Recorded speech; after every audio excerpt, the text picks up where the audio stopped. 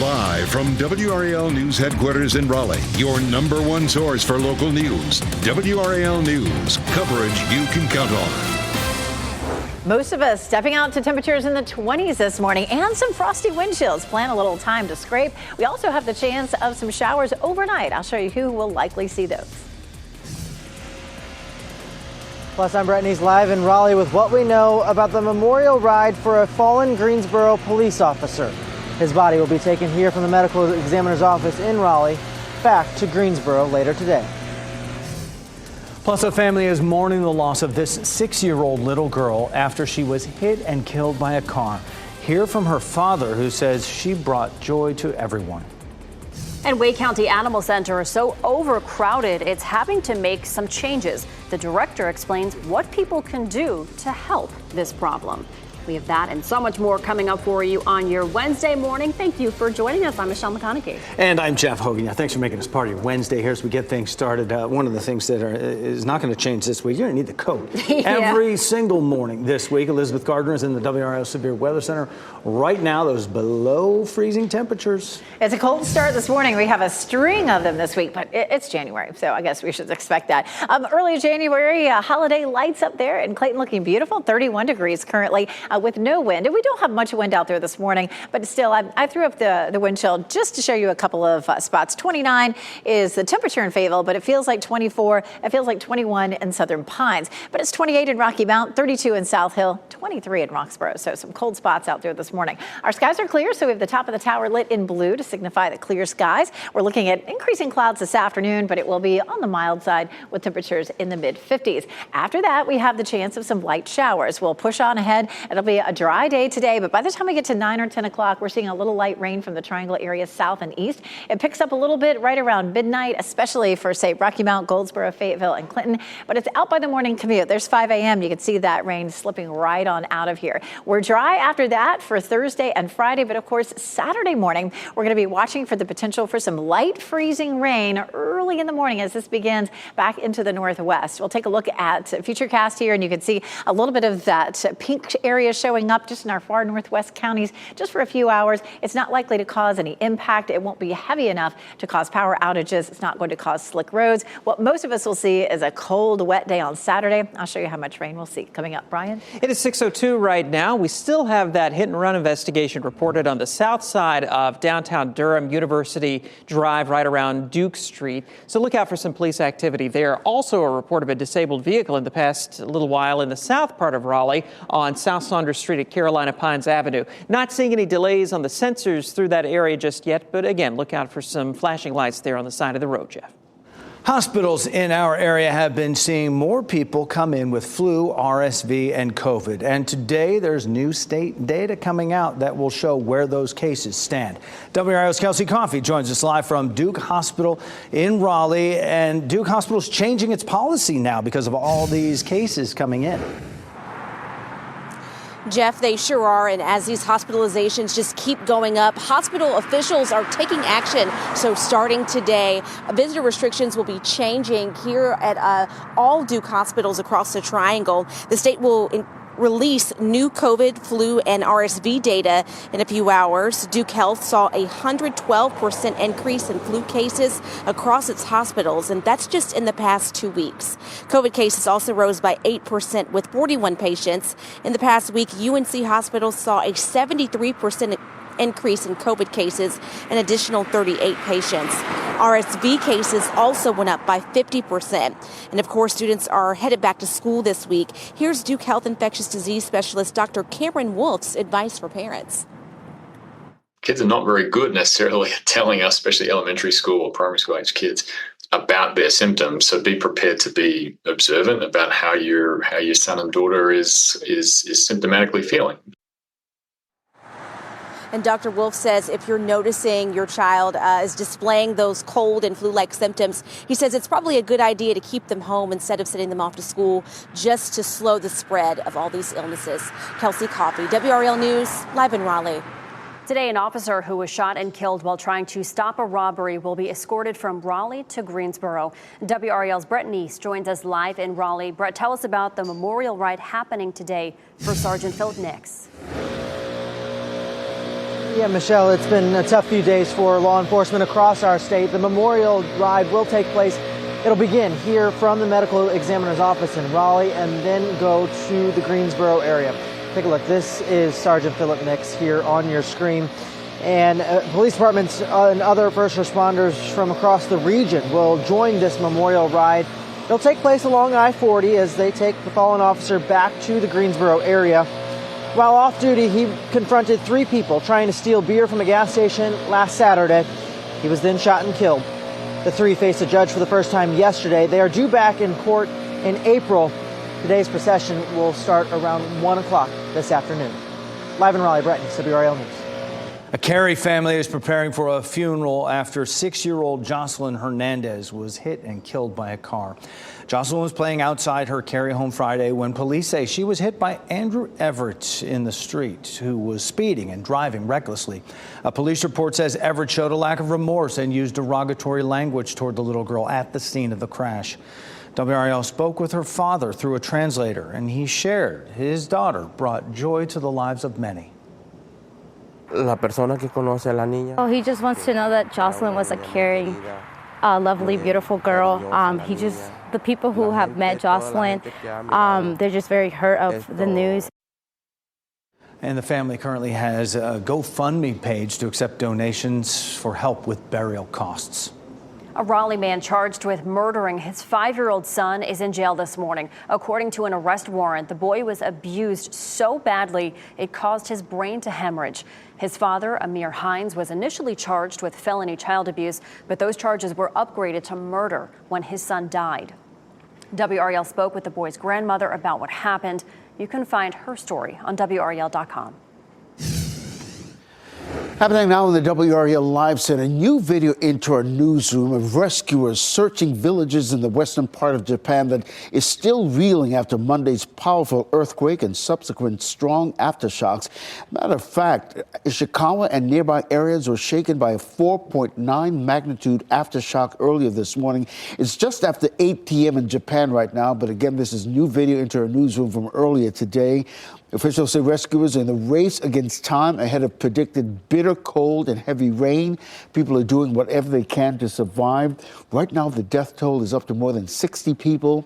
The Japanese military also dispatching about 1,000 soldiers to help in the search and rescue efforts there in the western part of Japan. Of course, we'll keep you updated with any new developments of this story. The Biden administration will reopen several ports of entry at the southern border tomorrow. The 4 ports are in Texas, California, and Arizona and had previously been closed because of a record influx of migrants. December was a record-setting month where Border Patrol agents encountered more than 300,000 migrants at the southern border. Today, House Speaker Mike Johnson will tour migrant processing facilities at the southern border. He'll lead a group of House Republicans in Eagle Pass, Texas. The Speaker's office says the trip is intended to, quote, highlight the ongoing failures of the Biden administration's border policies. It all comes after Johnson called on the president to take immediate action at the border. A man accused of firing shots inside the Colorado Supreme Court building is expected to be in court today. Denver police arrested Brandon Olson for breaking into that building yesterday. It started as an accident in which one person pointed a gun at another driver. Police say Olson then shot out a window of the Judicial Center and entered the building, holding a security guard at gunpoint. They say he then fired several shots from inside the building, eventually then calling 911 himself and surrendering. No injuries were reported. Olson is being held on several charges. This morning, an economic forecast event is happening in downtown Raleigh. It's called Launch 2024, and it starts this morning at 8 a.m. at the Barton Marietta Center for the Performing Arts. President of the Federal Reserve Bank of Richmond, Tom Barkin, and Sarah House, who is a senior economist for Wells Fargo, will look ahead to what this year will bring for the economy. WRAL is a sponsor of the event, and we will live stream it on our website. Wake County's Animal Center is so overcrowded it is having to make a change. The center announced owners will no longer be able to surrender their dogs. Animal Services Director Jennifer Federico tells WRAL the decision was made because animals aren't moving out fast enough as Wake County's population grows at a large rate. The shelter reopened for adoptions last month after an outbreak of dog flu forced it to close. Staff members at the Animal Center say pet owners can play a role in reducing overcrowding, which is a statewide and national crisis.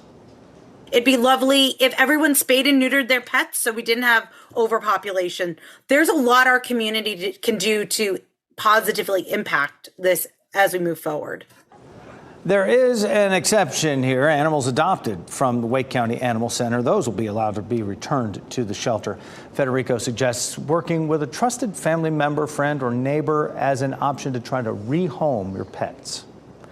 Durham City Council unanimously approved two big items on the agenda during a meeting last night. They approved a 3-year contract with Housing for New Hope. It helps combat homelessness in Durham. And they voted to approve additional lead testing for area parks. That came after high levels of lead were found in some areas. Coming up, questions remain this morning about a change in leadership at the State Court of Appeals. What we know about the removal of Chief Judge Donna Stroud. Plus, those puffy jackets are very important to keep your kids warm this winter, but they could be dangerous.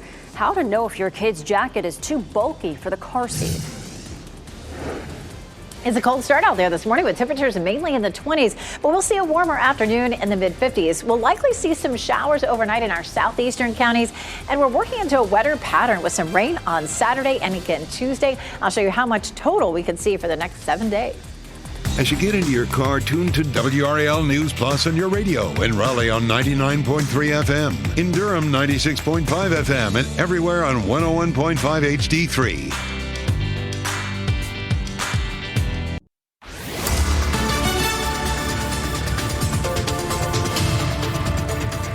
6:13, it's a cold start in most places. Look at that, 28 in Wilson right now, but the whirligigs are still, so there's not much of a wind chill, fortunately.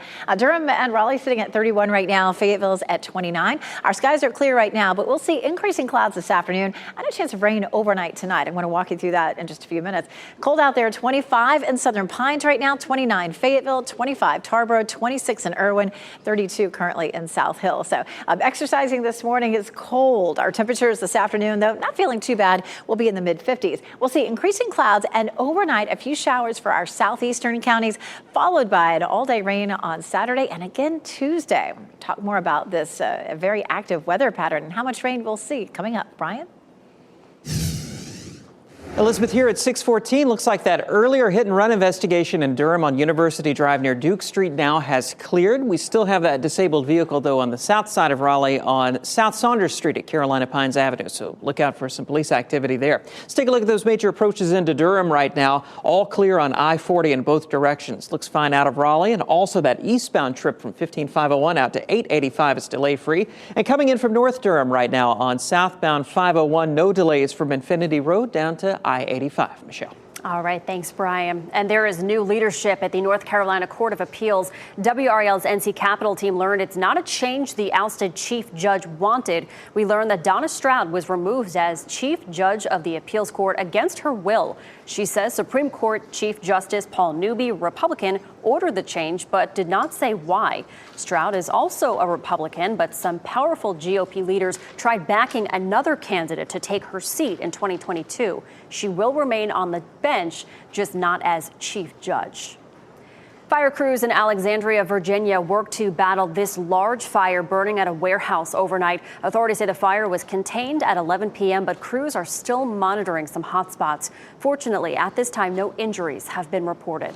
A federal judge very soon is expected to unseal hundreds of court documents related to the Jeffrey Epstein case. Those documents would reveal the names of 150 people, from his victims to his associates. Attorney Mark Randazza, who moved to unseal those records years ago, says the records from a now settled civil suit have been kept from the public eye. A lot of the court file that should have been open to the public was not. So everything that the court relied on that was in the record that contributed to that summary judgment has got to be made public. Ahead on today, what this could mean for those people abused by Epstein and those with a connection to him as well. The Today Show starts right here on WRAL at 7 a.m. Fayetteville City Council considered whether to censure the city's mayor and a council member during last night's meeting. Councilwoman Courtney Banks McLaughlin wanted to censure Councilman Mario Benavente and Mayor Mitch Colvin. In her request, she writes, this item will accomplish the goals of reassuring the public that the council takes seriously disrespectful and discourteous treatment of staff and other council members. The mayor and Benavente were not allowed to vote, but were allowed to participate in the discussion. According to the mayor, no one voted in favor of the censure. The United States has reportedly reached an agreement to extend its military presence in Qatar for 10 more years. It's according to officials familiar with this agreement, but hasn't been publicly announced. The deal highlights Washington's reliance on the country that has played a role in mediating the release of Americans from captivity in Gaza and Venezuela. The Al Udeid Air Base is the largest U.S. military installation in the Middle East. Secretary of Defense Lloyd Austin visited the base last month. Those big puffy coats keep your kids warm during these cold mornings and evenings, but they can be very dangerous for kids in car seats. There's an easy way to check if your child's coat is too bulky. First, secure them in the car seat wearing their coat so there's no slack in the harness straps. Then remove the coat and put them back in the seat. If the straps are too loose, there's a problem. The solution is just take the coat off. With the puffy jacket on, the harness may not be secure enough to keep your kids safe in a crash. I'm going to guess today was a puffy coat day for Elizabeth Gardner. As we get over to the WRAL Severe Weather Center, we're going to string a few of these together. You know, I'll come in my puffy coat when it's 60 degrees. I mean, I love a puffy coat. I hate to be cold. So, yeah, I don't mind looking like the Michelin Man. We take a look at Goldsboro, and skies are clear. It's dark still, but as the sun comes up, you'll see clear skies. Pretty lights there in Goldsboro. We take a look at Apex. I finally saw one brave soul out there running down Salem Street just a second ago. He was moving very fast and very bundled up. Chapel Hill, courtesy of Top of the Hill Restaurant, and of course our newsroom there in Fayetteville. Take a look. Temperature on the left and wind chill on the right. There's not a huge wind chill, but a couple of spots feel colder than it really is, like Southern Pines, where it feels like 21, feels like 24 in Fayetteville. It's 28 in Clinton and Rocky Mount, 32 in South Hill, but 23 in Roxborough. So it's cold out there, and most likely you're going to run into some frost on your windshield. We have 3 different systems that we're watching that are going to bring us some rain in the next week or so. This one down here, moving across the Gulf Coast, comes swinging by, kind of clips us to the south and east. Another one coming on shore in California arrives on Saturday, and then there's a whole other one for Tuesday that hasn't even developed yet that the models are starting to pick up on. We'll be sunny this morning. By 5 o'clock, it's cloudy, and by the time we get to 9 o'clock, we're starting to see some showers south and east of the Triangle area, maybe a little light rain there around Raleigh. By midnight, it stretches all the way up to around Durham or so. It picks up a little bit past midnight. Rocky Mount, Goldsboro, Clinton, Fayetteville, seeing some pretty good rain. Not likely to see a lot of it in the rain gauges, maybe up to 1/4 of an inch, but it's out of here by the morning commute tomorrow, and we will clear rapidly. So most of us will sleep through that one. Probably not going to sleep through Saturdays, except it's going to make for some really good napping weather. Winter weather likely in the mountains and in the western half of North Carolina. We'll have some light freezing rain in our northwestern counties, and this one could cause travel problems as it moves across the country. We will see some significant snow with this, just not for us, just back to our north and west, and especially up into New England. So let's take a look at it on Futurecast. We kick things off here on Friday. We'll pause it here Saturday at 5 a.m. and you can see back to the west of Greensboro, the pink areas. That's where we could see a little bit of light freezing rain. It kind of sneaks into some of our northwestern counties by around 8 a.m. on Saturday, but it doesn't last long. We're going to see the warmer air pushing through. So maybe a light glaze north and west of the Triangle area, north of, say, I-85, but it's not going to cause any travel problems. It's not going to cause power outages. It'll just be sort of a gee whiz, and then that rain moves out. Basically, the big impact on Saturday will be the cold rain. A chance of an inch of snow, not for us, but for the mountains and on up into the northeast. And then on Tuesday, we have the potential for another round of some heavy rain. Right now, it is showing the chance of some wintry precipitation up in our northern counties, but it's a little too early to, really key in on that too much. As much as 3 inches of rain out of all 3 of these systems together. Saturday, we'll see a high of 50, and Tuesday, 60 degrees. So, Brian, us snow lovers are kind of crying over here. I know you're not. I am not. I'll take the rain. It is 6:21 right now as we check traffic. And as we zoom into Raleigh, we do have a report of a hit-and-run investigation that continues on the ramp from Wade Avenue westbound onto Blue Ridge Road. Not seeing any delays out there, but look out for some police who still could be at the scene investigating that earlier hit-and-run. Also, we have a disabled vehicle on the south side of Raleigh on South Saunders Street, right around Carolina Pines Avenue, south of I-40. I haven't seen any delays with that. Looking good in Durham this morning. No trouble on either side of I-85, and I-40 still looks good as you head between Chapel Hill, Durham, and Raleigh. All right, thanks, Brian. Coming up, an update to that plane collision at the Tokyo airport. We'll tell you what investigators have learned so far about what led to that fiery crash. And as we head to break, here's your winning lottery numbers. Good luck.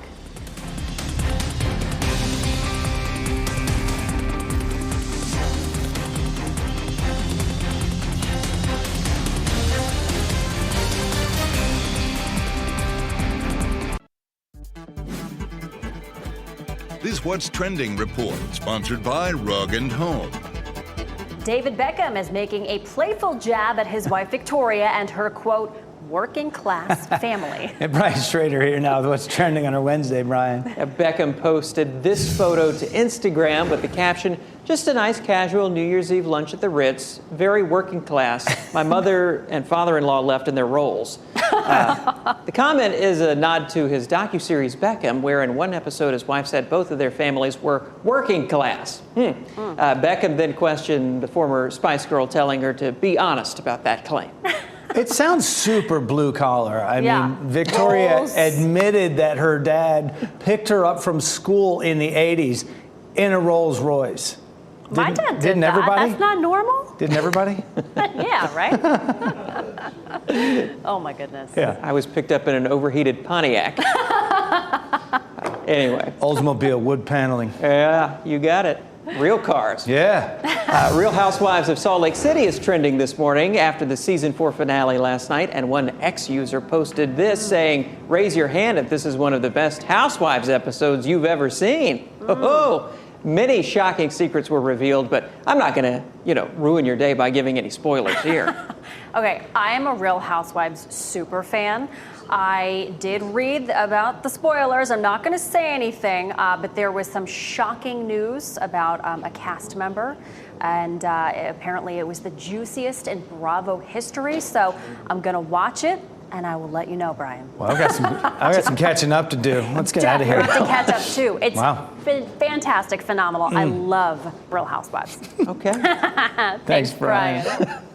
The movie industry has 9 billion reasons to be happy. That's how many dollars last year's domestic box office earned. Analysts say that 2023's total is the highest movie sales reached since the pandemic. Among the big hits at theaters this year, Barbie and Oppenheimer, which collected $636 million and $626 million in sales, respectively. Other successful movies included Wonka, the Super Mario Brothers movie, and Taylor Swift, the Eras Tour. We're clear this morning, but we're looking at some showers overnight tonight in our southeast counties. The rain's likely to be fairly light, but it's just beginning here tonight. We'll see more on Saturday and again Tuesday. We'll talk about how much we'll see this week coming up. And you're taking a live look at Duke Hospital in Raleigh, where new visitor restrictions take place today. What we're expecting to learn about the amount of COVID, RSV, and flu hospitalizations in the state.